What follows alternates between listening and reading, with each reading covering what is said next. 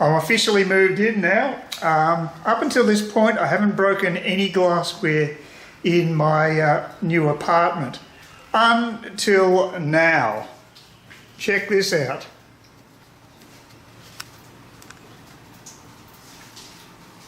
Yeah, that's what remains of my coffee plunger. Yeah, sure did a good job there. Also got a bit of the crap on the bench as well, and on the side of my my clothes. So I'm going to get them washed as well. So boy, when I stuff up big time. Look at all, and of course it was full of coffee grinds, so it's actually plastered them all over the kitchen. Oh well, the floor needed a wash anyway. So I suppose I've got to be philosophical about it, but. Yeah, this is a salutary tale when you're actually about to wash out the plunger.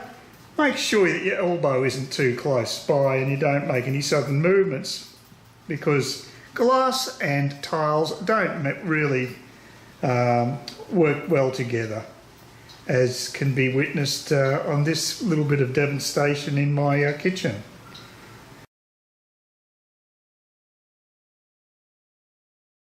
Okay, Tuesday the 17th of October 2017. Second day I'm checking on the seeds. First seed germinated yesterday, and let's see what's happening today.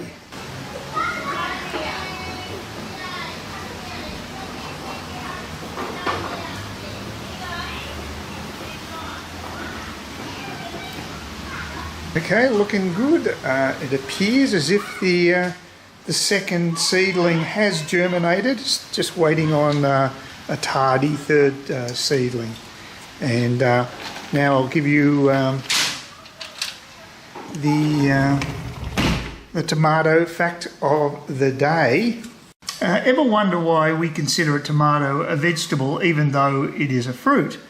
You can lay part of the blame on the US Supreme Court, and maybe some on government greed. In 1887, US tariff laws imposed a 10% duty on vegetables, but none on fruit.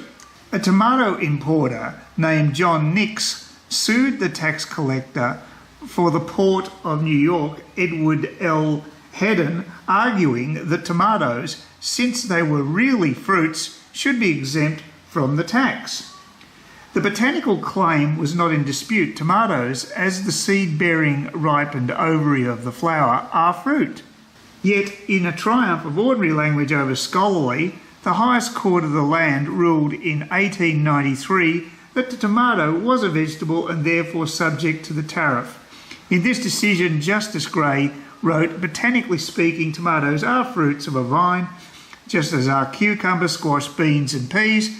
But in the common language of the people, all these are vegetables, which whether eaten, cooked or raw, are usually served at dinner, with or without the soup," blah, blah, blah. They decided to go with what the common man thought rather than what is botanically accurate, which to me is totally opposite to the way it should occur.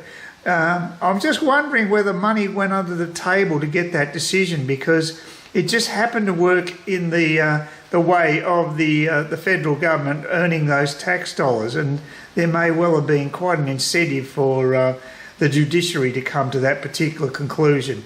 But hey, what do I know? It's history.